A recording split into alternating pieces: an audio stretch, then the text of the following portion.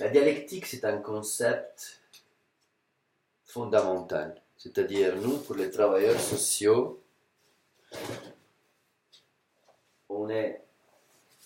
J'ai vu un très bon exemple de ce que c'est la dialectique pendant un cours de sociologie et anthropologie. C'est-à-dire que selon comment nous allons interpréter quelque chose, il pourra être bon ou mauvais en même temps. Ce ne sera pas l'un ou l'autre. On a vu cet exemple pendant le séminaire de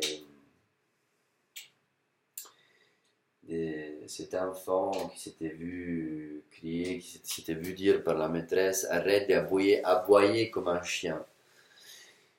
Et il avait hyper mal pris parce que l'enfant a dit que dans son pays, être comparé à un chien, c'est quelque chose d'inadmissible. Sachant que pour d'autres cultures, ce n'est pas le cas. Donc, c'est une forme de relativisme aussi en quelque sorte. Mais la dialectique, ça veut dire que dans les dualismes, les opposés s'excluent. C'est l'un ou l'autre. Tandis que dans la dialectique, les opposés entrent dans un dialogue. Les opposés entrent dans un dialogue. L'un n'exclut pas l'autre. On réfléchit simultanément plusieurs aspects. Et je l'ai mis là la dialectique, parce que la dialectique appartient à Hegel. Et c'est quelque chose qui va reprendre Marx.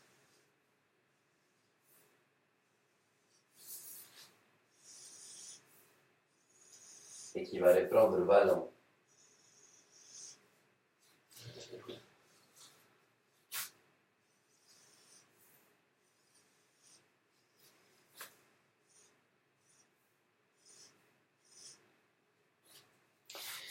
Je ne sais pas si on peut parler des dialectiques chez Freud, parce que Freud il a tellement fait de choses.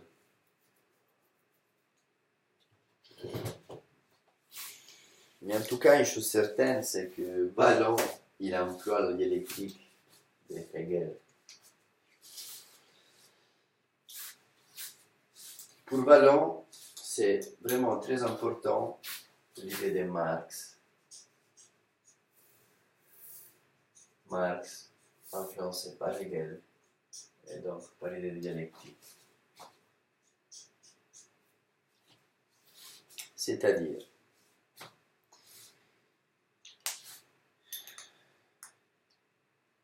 la différence entre dialectique versus dualisme.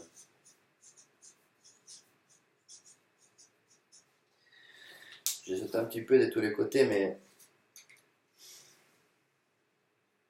j'ai pas le choix. C'est trop complexe.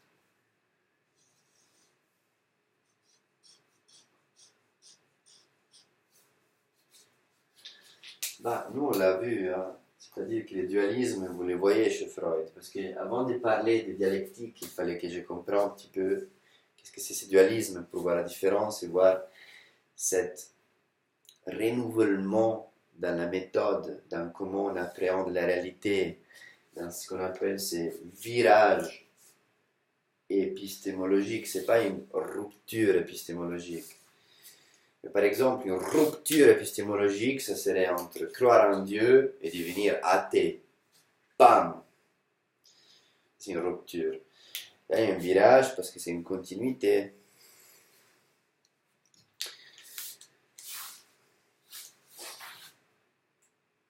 Bah, les dualismes, nous, on l'a vu, par exemple, dans la sexualité. On peut parler des Eros ou Thanatos.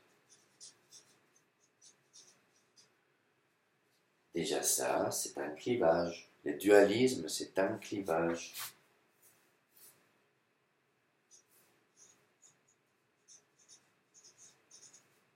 L'un ou l'autre. dialectique, c'est le dialogue dialectique. Les opposés ne s'excluent pas. Vous voyez ces mouvements. Ces mouvements, c'est fondamental. Et ces mouvements vont continuer dorénavant dans notre réflexion. Avant, notre mouvement était comme ça.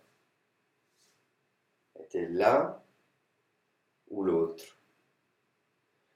Vous voyez la bidimensionnalité.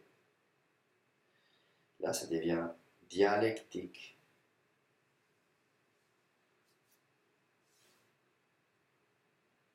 Mouvement. C'est très important aussi d'employer, je le dis souvent, tout ce qu'on est pour apprendre. Le théâtre, l'écoute. Parce que souvent, on est dans le regard, dans l'œil, dans la lecture, dans les résumés. Partager, parler, échanger des idées. Utiliser le corps pour mémoriser des choses. On a à disposition beaucoup de ressources. Et aujourd'hui, je vais là où je ne suis pas encore allé. La vidéo, je m'écoute, je me regarde, je ne me sens pas si bizarre. Parce que j'ai l'illusion que vous allez m'écouter, dans l'espoir que vous allez me répondre, donner des commentaires. Mais surtout, ça me permet aussi de voir où je me trouve. Et après, il y aura encore toutes les vignettes. Mais gentiment, on commence à tracer quelque chose sur une page blanche. C'est sympa, c'est pas mal. Courage, allez, go!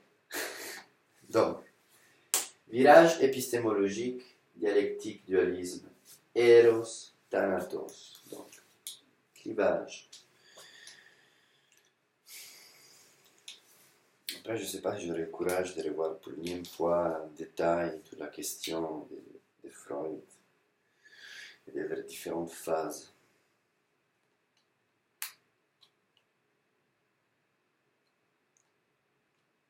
On va voir si le discours le demande, si la narration le demande. Ok, ça c'est un exemple donc c'est l'un ou l'autre. Thanatos ou Eros. Frustration, détresse ou plénitude, satisfaction. Quand on les réfléchit individuellement, l'un comme une instantanée ou l'autre, on voit un clivage, parce que c'est notre façon de modéliser, il est lent. Tandis que si on commence à vraiment imaginer instantané, plan vite, plan vite, plan vite, plan vite, plaisir, souffrance, plaisir, souffrance, plaisir, souffrance, on commence à créer ces mouvements dialectiques. L'un nourrit l'autre. Et là, on est vraiment dans les domaines de la philosophie universelle. Jing and Yang. Very interesting. Very interesting. La dialectique. La dialectique. Je pense que c'est un truc comme ça.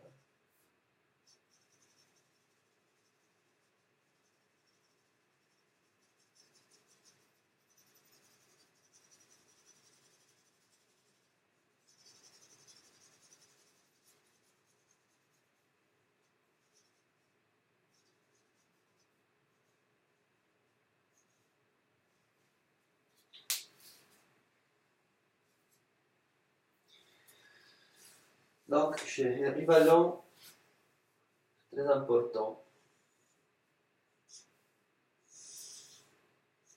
La dialectique entre trois pôles. L'aspect bio,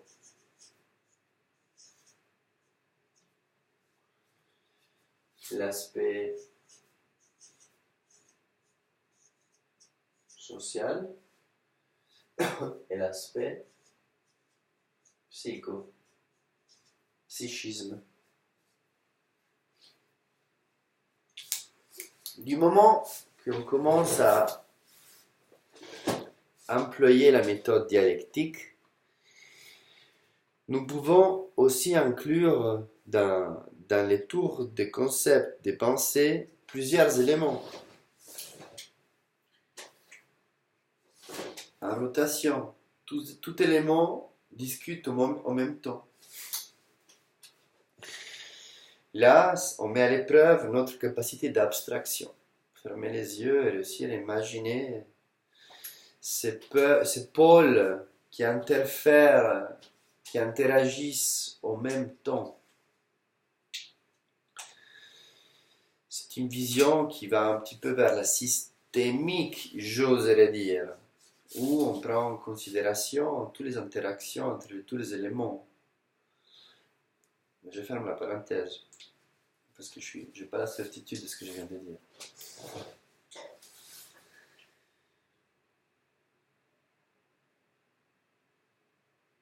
Donc, la dialectique, c'est quelque chose qu'on réfléchit simultanément. Un des adjectifs, ou un des adverbes, je ne sais pas.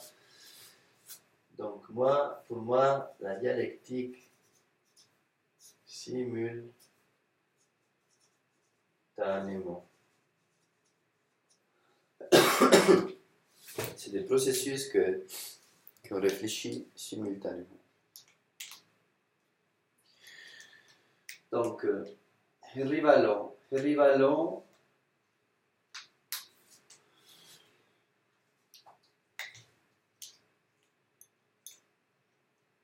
donc on est à Paris, France, Seconde Guerre mondiale, World II. Lui, Freud, il a vécu les dégâts de la Première Guerre mondiale, il était là, 1914-18. Vallon, 39-45 ou 42, la Deuxième Guerre mondiale, il l'a vécu aussi. Freud, il meurt juste au début de la Deuxième Guerre mondiale. Donc ces gens, vraiment, ils se posaient, surtout lui, des questions. Hein. Comment ça se fait qu'il y a cette guerre, ces problèmes? Ça, c'est un aspect noble de cette recherche. La souffrance de l'individu, qui est présent quelque soit dans la collectivité. On va revenir là. Parce que les symptômes, c'est l'expression d'un malaise qui se manifeste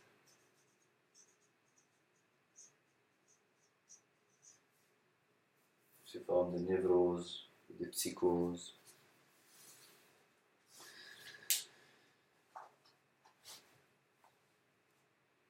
Alors,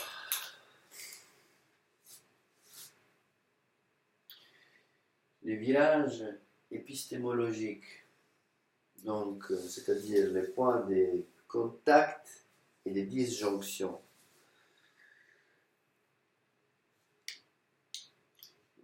Donc, je dessine comme ça parce que, en effet, c'est pas hermétique.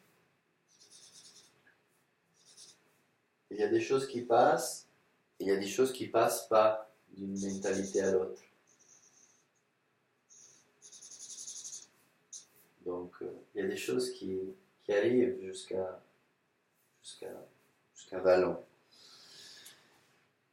Donc, une des idées très, très importantes qu'il faut vraiment garder à l'esprit pour comprendre ces différences, ces virages épistémologiques, c'est l'idée du principe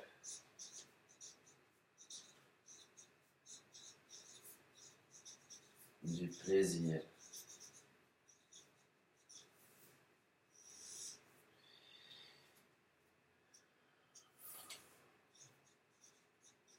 De érotisme.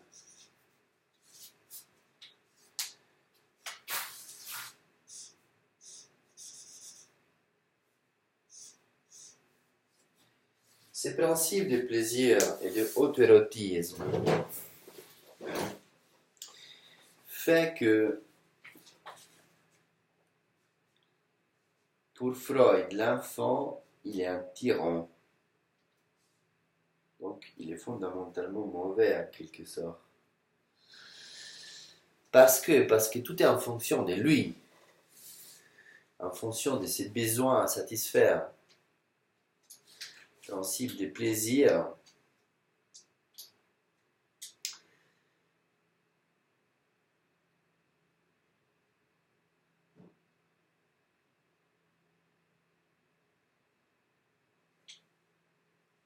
les principes de plaisir, c'est ceux qui poussent les nourrissons à aller chercher les tétons,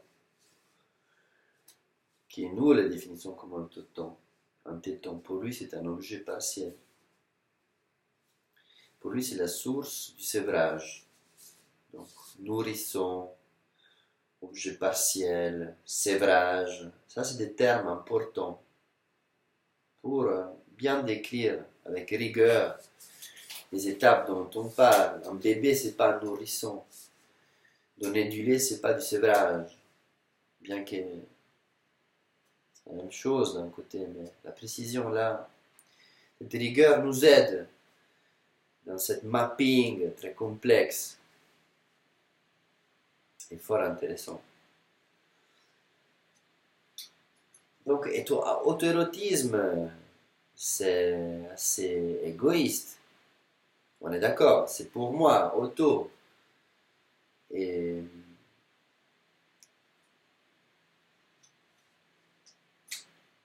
au début, les nourrissons, il n'a même pas conscience du soi. Si tu le mets en face d'un miroir, le nourrisson, il n'a aucune idée de ce qui se passe là. Si tu le mets en face d'un stylo, il ne comprend pas la différence entre soi et les stylos. Tout est lui, tout est le corps. Le corps de sa mère, c'est lui.